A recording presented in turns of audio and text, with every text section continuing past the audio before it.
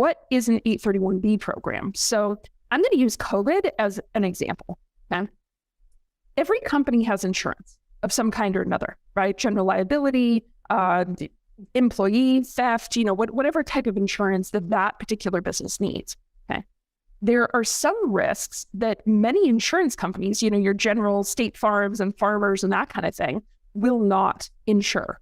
Okay. Because those are risks that are above and beyond the standard business insurance. All right. So some of the most common risks and what we saw in COVID was the act of God. Okay. Mm-hmm. So I'm going to use a very specific example. I had a client who does the catering for some of the Major League Baseball teams. Okay.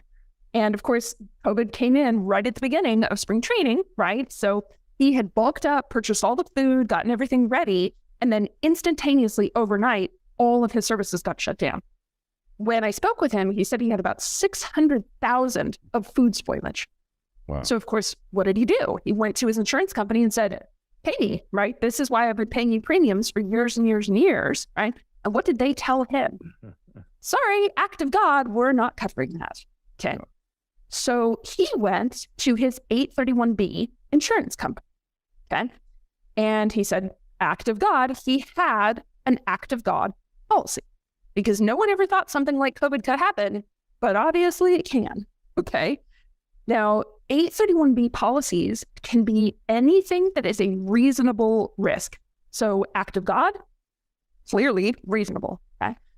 What about some big things like key man insurance? Okay. Your key man decides to steal your client list and run off with it. These are risks.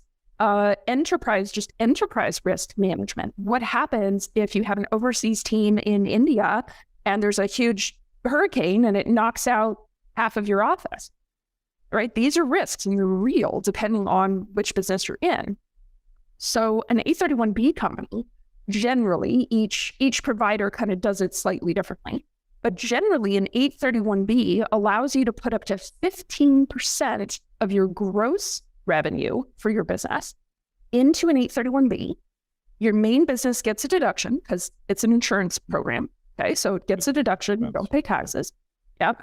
And then your 831B company, now these are C Corps, okay? So you have two choices on what to do with the money. Well, three, really.